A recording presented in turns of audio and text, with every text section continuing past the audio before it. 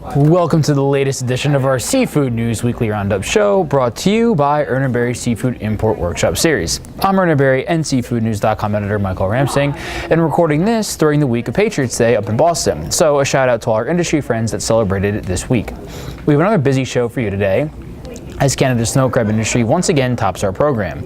But there's been plenty of other news going on across the industry. So we start in Vietnam, where federal fishery representatives confirmed that it would step up inspections at shrimp-producing facilities because of reports that shrimp are being injected with a colorless edible gel to increase their weight and size. Officials said the inspections would take place in April and May.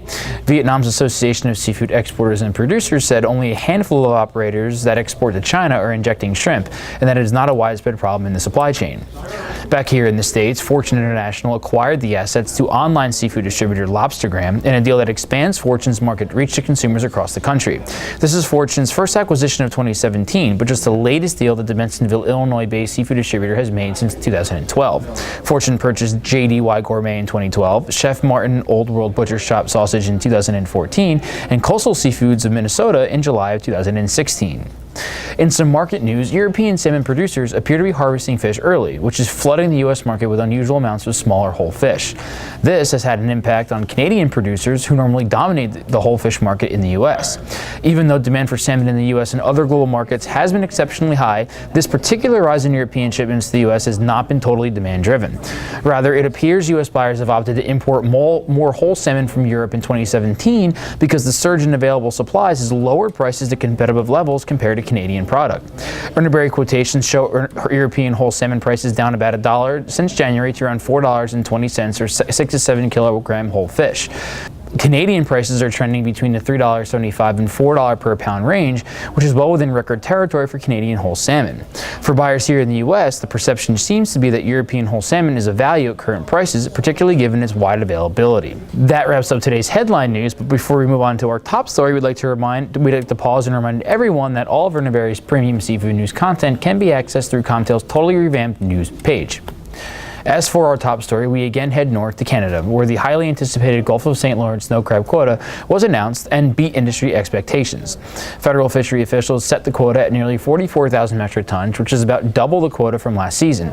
The quota was based on a very healthy crab stock in the southern Gulf. A federal survey of the region said that the snow crab biomass is around 100,000 metric tons, which is very close to the all-time record volume for the fishery. The expectation is now for roughly 27% more Canadian snow crab to hit the market this season compared to last season. This will have an impact on wholesale prices, which spiked in late 2016 to unprecedented levels because of severe supply shortages. There were a couple of other snow crab related stories this week. The first was a report in Japan indicating negotiations with snow crab packers in Newfoundland are in a high state of uncertainty. Although there were reports of a price of $6.95 between one or two packers and a Japanese buyer, others in Japan say that there was a condition on this contract that limited the amount of product to only a portion of what the buyer purchases in the first week. Overall, the Japanese expect the situation to clarify more once production is in full swing in both Newfoundland and the Gulf. Meanwhile, hundreds of snow crab fishermen in Newfoundland are unable to fish because of ice that is built up around the province.